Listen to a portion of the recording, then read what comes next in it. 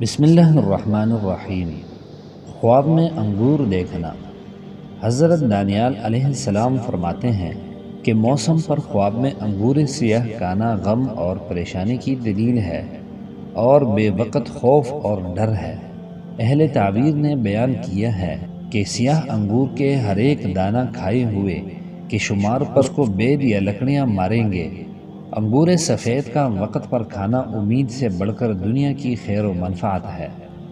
بے موسم کھانا دلیل ہے کہ صاحب خواب کے منہ سے کوئی چیز نکلے گی، اس کی دلیل مال کا خرچ کرنا ہے۔ انگور سرخ کھانے کی بھی یہی تعویل ہے۔ ابن سیرین لکھتے ہیں کہ خواب میں انگور سفید موسم میں کھانا مال اور دولت کی دلیل ہے، مگر محنت سے ملے گا۔ انگور سرخ موسم میں کھانا تھوڑے نفع کی دلیل ہے۔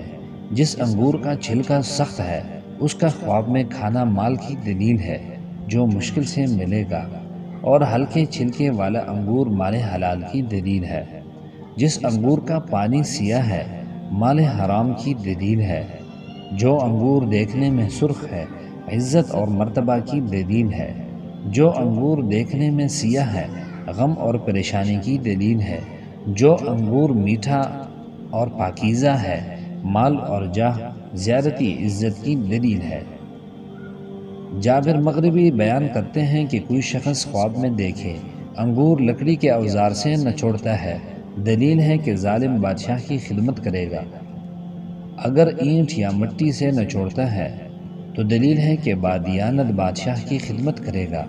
اگر پکی اینٹ یا کج اور پتھر چونے سے نچوڑتا ہے دلیل ہے کہ باسیاست اور باہیبت بادشاہ کی خدمت کرے گا۔ اگر دیکھے کہ انگور تشت میں نچوڑتا ہے تو دلیل ہے کہ کسی امیر عورت کی خدمت کرے گا۔ اگر دیکھے کہ انگور کو پیالے میں نچوڑتا ہے دلیل ہے کہ کسی کمینے شخص کی خدمت کرے گا۔ اگر شیرہ نچوڑ کر مٹکوں میں جمع کرتا ہے دلیل ہے کہ بادشاہ کے ذریعے اپنے لیے بہت سا مال جمع کرے گا۔ اگر انگور اہل و عیال سمیت نچوڑتا ہے دلیل ہے کہ اس کو اور اس کے عیال کو بادشاہ کی خدمت سے فائدہ حاصل ہوگا۔ اگر خواب دیکھنے والا بادشاہ کی خدمت کے لائق نہیں تو پھر اس کو کسی امیر یا حاکم سے فائدہ حاصل ہوگا۔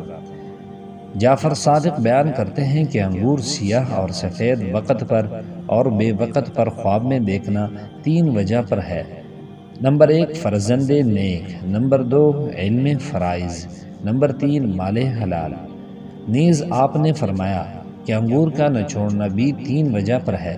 اول مال یا خیر و برکت، دوم فراخی نعمت، سوم قحط سے امان پانا۔ فرمان حق تعالی ہے عام فیہ یغاث الناس وفیہ یعصرون، سورہ یوسف آیت نمبر 49۔ سال ہے کہ اس میں لوگ فریاد کو پہنچائے جائیں گے اور اس میں نچوڑیں گے۔ اللہ ہی تعبیروں کو بہتر جانتا ہے۔